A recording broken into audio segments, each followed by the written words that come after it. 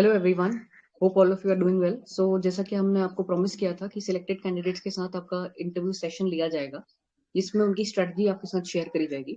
सो हमने जो हमारे सिलेक्टेड कैंडिडेट थे, नायब तहसीलदार की पोस्ट पर जिनका सिलेक्शन हुआ था, उनकी वीडियो ऑलरेडी अपलोड कर दी है। एंड आज हमारे बीच में एक और सिलेक्टेड कैंडिडेट हैं। एंड इनका नाम है miss Ayesha.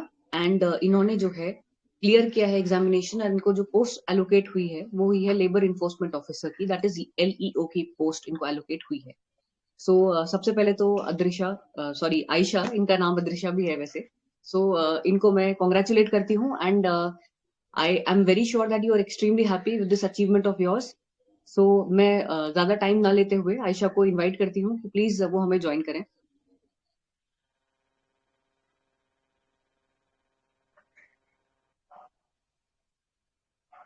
Thank you ma'am. Thank you very much.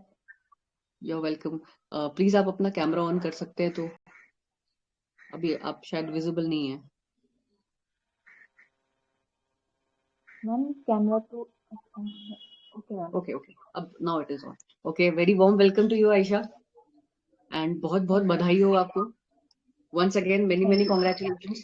इतना बड़ा अचीवमेंट आपको मिला है। तो सबसे पहले तो आप ये बताइए कि आपको फील कैसा हो रहा है। बहुत अच्छा फील हो रहा है, इतने लंबे समय के इंतजार के बाद ये अचीवमेंट मिला है तो बहुत अच्छा फील हो रहा है। Right right right.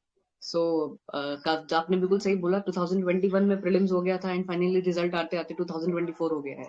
तो आपको रिलैक्स तो फील हो रहा होगा आप, राइट? हाँ, बहुत रिलैक्स फील हो रहा है। Okay, sure sure. चलिए, अब एस्पिरेंट्स के कुछ जो उनके मन में सवाल रहते हैं उसको हम आपसे पूछते हैं। तो सबसे पहले तो आप ये बताइए कि आपने किस मीडियम में अपना एग्जाम दिया था, क्या आपका मीडियम रहा? मेरा मीडियम हिंदी था। Okay okay. सो हमारे बीच में जो एस्पिरेंट्स हैं वो देख सकते हैं कि हिंदी मीडियम से मैम का सिलेक्शन हुआ है। एंड सो आयशा, ये बताइए कि आप अपने मार्क्स प्लीज शेयर करिए, मेंस में और इंटरव्यू में आपको कितने मार्क्स मिले हैं? जी। मेरे जीएस में 105 मार्क्स हैं और हिंदी ओके में 124 और इंटरव्यू ओके में मेरे 26 नंबर हैं और जो ओके टोटल होते हैं 255। Okay, it is a wonderful score. आपको बहुत बहुत बधाई हो वंस अगेन। हिंदी में तो इतना बढ़िया मार्क्स आपके हैं, तो हमारे एस्पिरेंट्स जरूर जानना चाहेंगे कि आपने हिंदी में ऐसा क्या किया कि इतने बढ़िया आपके मार्क्स आ गए हिंदी में। तो बिल्कुल आप बिल्कुल। अपनी स्ट्रैटेजी में आपसे धीरे धीरे पूछती हूँ। तो आप सबसे पहले तो ये बताइए कि प्रिलिम्स, मेंस और इंटरव्यू की प्रिपरेशन क्या आपने अलग अलग तरीके से करी, या एक इंटीग्रेटेड अप्रोच लेकर के आपने प्रिपरेशन करी थी? नहीं, इंटीग्रेटेड अप्रोच ली थी शुरू से ही। जब प्री के लिए पढ़ रही थी तो कॉन्सेप्ट क्लियर करती गई मेंस को ध्यान में रखते हुए, और उस हिसाब से ओके मैंने थोड़े समय बाद ही अपनी आंसर राइटिंग भी स्टार्ट कर दी थी। तो एक ओके इंटीग्रेटेड अप्रोच थी। ओके। तो क्या आपने कहीं से कोचिंग ली है? हाँ, मैंने कोचिंग ली थी। अच्छा, आपने उत्तराखंड स्पेसिफिक पोर्शन के लिए कोचिंग ली, या आपने ऐसे कोई जनरल एग्जाम की प्रिपरेशन के लिए ली थी? नहीं, उत्तराखंड स्पेसिफिक के लिए ली थी। Okay okay basically okay upper PCS lower PCS इनको ही ध्यान में रखते हुए ली थी। Okay okay okay. So coaching से आपको क्या लगता है, आपको कि कोचिंग यूजफुल है, जरूरी है कोचिंग करना? ये तो इंडिविजुअली डिपेंड करता है हर बच्चे के ऊपर। ओके, आजकल सेल्फ स्टडी के भी बहुत सारे सिलेक्शंस हो रहे हैं और राइट। कोचिंग ऑनलाइन भी अवेलेबल है, ऑफलाइन भी अवेलेबल है। मतलब जिसको जो प्रेफरेबल लगे वो उस हिसाब से कर सकता है, सिलेक्शंस होते हैं। Okay okay. तो प्लीज आप अपनी बुक लिस्ट शेयर करिए, आपने कौन सी बुक्स रेफर करी थी प्रिपरेशन के दौरान? अगर मैं बुक लिस्ट की बात करूँ तो जीएस के लिए वही जो ट्रेडिशनल बुक सब लोग फॉलो करते हैं वही की मैंने भी फॉलो। ओके और ओके, उत्तराखंड की अगर बात करें तो मेनली परीक्षा वाणी के ऊपर फोकस किया। और इसके राइट। अलावा मैंने विंस्टर पब्लिकेशन की जो बुक आती है वो भी पढ़ी, और मैंने ओके, बलोदी भी पढ़ी है। मतलब अच्छा सब जगह से जो जो कंटेंट मुझे सही लगा वो मैंने लिया। इसके अलावा इंटरनेट की हेल्प भी ली, जीएस अच्छा। के लिए भी और उत्तराखंड के लिए भी। हाँ। ओके। और अगर बात की जाए जैसे डायनामिक पोर्शन और स्टैटिक पोर्शन जो है, हम्म स्टैटिक पोर्शन तो वही रेगुलर बुक्स से हो गया कवर। डायनेमिक हम्म, पोर्शन के लिए जैसे करंट अफेयर्स हैं उसके लिए मैं एक तो न्यूज़पेपर पढ़ती थी डेली, और फिर एक ओके। मैगजीन भी लगा के रखती थी। मतलब रेगुलर मैंने मैगजीन पढ़ी, उससे मेरा वो डायनेमिक पोर्शन कवर होता आपने जाता था। कौन सा न्यूज़पेपर और कौन सी मैगजीन पढ़ी थी? न्यूज़पेपर तो यही उत्तराखंड के, मतलब दैनिक जागरण वगैरह ही पढ़ा। जो अच्छा। फिर मतलब जैसे एडिटोरियल वगैरह होते हैं उनको इतना नहीं देखा। मतलब जो हम्म एडिटोरियल ऐसे होते हैं जिनमें आपको कोई मतलब आपको ऐसा नहीं लग रहा कि कुछ बायस्ड है, या वो मैं हम्म पढ़ लेती थी। बाकी अगर हम्म, जैसे कोई ऐसा टॉपिक है जिससे आपको ओपिनियन बनाना है तो जो हम्म। स्टडी वाले चैनल्स होते हैं वो एकदम बैलेंस्ड ओपिनियन बना के देते हैं, तो मैं उनको देखती थी, वो मैंने वहां से किया। ओके। ओके। तो आपने मॉक पेपर भी दिए होंगे, तो मॉक हाँ की मैंने यूजफुलनेस के बारे में कुछ बताइए। मैंने मॉक दिए थे, मेंस के मॉक भी दिए थे। उसमें ये मैंने ऑफलाइन दिया एक, बाकी मैंने ऑनलाइन दिए थे। हाँ, उससे ना आप टाइम मैनेजमेंट करना सीख जाते हैं, तो वो उसके लिए बहुत हेल्पफुल है, और क्वेश्चंस की प्रवृत्ति कैसी होती है वो आपको पता चल जाता है, तो मेरे लिए राइट। मॉक हेल्पफुल रहे। ओके। सो मैंने डायरेक्टली जंप कर दिया था प्रिपरेशन स्ट्रैटेजी में, मैंने आपसे बेसिक बैकग्राउंड तो पूछा ही नहीं। कई लोग ये भी जानना चाहते हैं कि आपका बेसिक बैकग्राउंड क्या है, क्या प्रिपरेशन की स्ट्रैटेजी रही है एंड ऑल। तो आप अपने बारे में कुछ बताइए, वो तो मैंने स्किप ही कर दिया। अभी ध्यान आ रहा था आपसे पूछ लूं। हाँ, तो मेरा बेसिक बैकग्राउंड 12th तक मेरा हिंदी मीडियम ही था। उसके बाद ओके। मैंने ग्रेजुएशन किया CBZ सब्जेक्ट से। देन अच्छा। मैंने पोस्ट ग्रेजुएशन किया था बॉटनी से, जो मेरा 2018 में कंप्लीट हुआ था। उसके बाद अच्छा। 2019 से मैं तैयारी करने लग गई थी। ओके। ओके। सो काफी टाइम जी। से आप प्रिपरेशन में थी, बट इवेंचुअली इतना बढ़िया रिजल्ट मिला है, तो परिश्रम का फल मिल जाए तो उससे बढ़िया क्या हो सकता है। राइट। तो अभी इससे आपका पहले अपर ऐसा था पीसी कि जी जी, अपर पीसीएस भी है। ओके। इससे ओके। पहले ऐसे हुआ था कि यूकेपीएससी के एग्जाम्स में मैं कुछ कुछ मार्जिन से रुक रही थी बिल्कुल। कभी राइट। ऐसा भी हुआ एक बार तो कि एज का जो प्रेफरेंस देते हैं वो ज्यादा एज हम्म। वाले कैंडिडेट को, तो उस वजह से मैं रुकी। तो ऐसा होता जा रहा था, तो फाइनली राइट। अब ये हुआ है कि सिलेक्शन हो गया है। राइट। राइट। राइट। तो हमारे बीच में जितने एस्पिरेंट्स हैं, ये देखिए कई सारे अभी भी कुछ लोगों के मैसेजेस आ रहे हैं जिनके साथ भी यही दिक्कत है कि कुछ मार्क्स से उनका रह गया है। तो देखिए मैम के एक्सपीरियंस से आप लोग ये सीख सकते हैं कि देखिए इतने टाइम के बाद मैम को भी बहुत टाइम के बाद जाकर के आप सफलता मिली है, बट इवेंचुअली जो मेहनत करता है उसको सफलता डेफिनेटली मिलती ही है। मैम एक आपके सामने एक यू कैन से एक जीवंत एग्जाम्पल है आपके सामने, जिनके साथ ऐसा रहा एक्सपीरियंस, बट इवेंचुअली अब now she has definitely achieved one of the goals. And आगे उनका अपर पीसीएस भी, और आई am very sure that ma'am आपका फिर से सिलेक्शन होगा। And thank you. इसी होप के साथ हम लोग कंटिन्यू करते हैं अपना इंटरव्यू। तो मैम ये बताइए कि आपका जो हिंदी में आप इतना बढ़िया स्कोर आपने किया है, तो हिंदी के लिए कोई स्पेसिफिक स्ट्रैटेजी आपने फॉलो करी थी?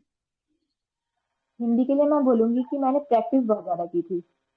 अच्छा। जैसे उसका एक पोर्शन है अपठित गद्यांश वाला, हम्म। तो मैं उसकी भी प्रैक्टिस करती थी।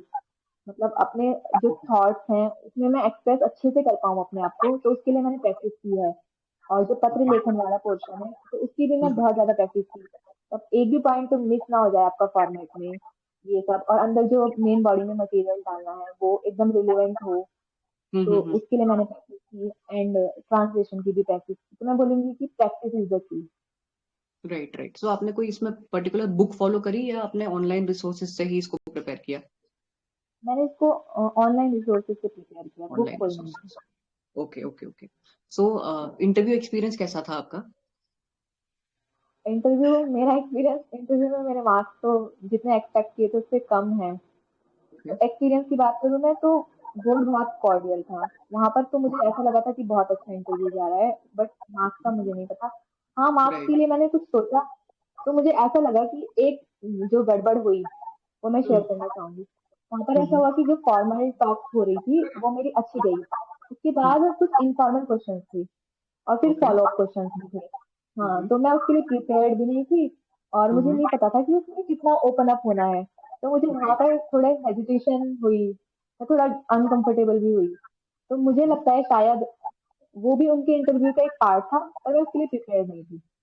तो मैं ओके। ओके। कैंडिडेट को कहना चाहूंगी कि थोड़ा इसके लिए भी प्रिपेयर रहें कि उनको कैसे राइट। हैंडल करना है। राइट। जी। सो आपका बोर्ड कौन सा था? मेरा अनिल राणा सर का बोर्ड था, और उसमें कौन चारों सा? Member, right. राइट। बोलिए जी, बोलिए। चारों बोलिए बोलिए। मेंबर मेल मेंबर्स थे। ओके। ओके। सो कितने मिनट्स चला होगा आपका इंटरव्यू लगभग? मेरा आई थिंक 20-25 मिनट चला। मैं लास्ट थी उस दिन, last candidate. Okay. Okay. Okay. So और कोई सजेशन आप अगर देना चाहें हमारे कैंडिडेट्स और एस्पिरेंट्स को जो अभी प्रिपरेशन शुरू कर रहे हैं या प्रिपरेशन फेज में है, उनसे आप कुछ अगर शेयर करना चाहें तो। जी जी, तो मैं उन कैंडिडेट को ये कहना चाहूंगी कि पहले तो अपना मतलब मन बना लीजिए कि पक्का कि हमें ये करना है। टाइम भी लग सकता है, तो ये नहीं हो कि बीच में छोड़ रहे हैं आप। अगर मन बना राइट। लें तो बिल्कुल पक्का मन बनाएं। और शुरू से ही आप ये सोच के चलिए कि आपको इंटरव्यू भी देना है। आप जो राइट। भी मतलब आप विजिलेंट रहें, एकदम अटेंटिव रहें। अपने आसपास की चीजों को देखें, उनके बारे में एक राय बनाते चलें कि आपका इंटरव्यू होगा तो आप उसको कैसे हैंडल करेंगे, कैसे जवाब देंगे। तो वो आपके लिए बहुत बेनिफिशियल होगा, आपका मेंस में भी वो झलक जाएगा और इंटरव्यू में तो आपके लिए प्रॉफिटेबल होगा ही। तो शुरू से ही ये ना सोचे कि प्री की तैयारी करनी है, केवल शुरू से ही पूरा अंत तक का लेके चलें, ये मैं कहना चाहूंगी, और परसिस्टेंट रहें। Okay, thank you so much Ayesha, आपने हमें टाइम दिया and many many congratulation once again. And इतने परिश्रम के बाद फाइनली जाकर के आपको इतनी बढ़िया पोस्ट एलोकेट हुई है, I am very happy for you and once again congratulation. Hopefully आपसे फिर से मुलाकात होगी अपर पीसीएस के दौरान एंड हम फिर से आपका इंटरव्यू लेंगे। Thanks a lot, thank you so thank much. Okay, bye bye. You.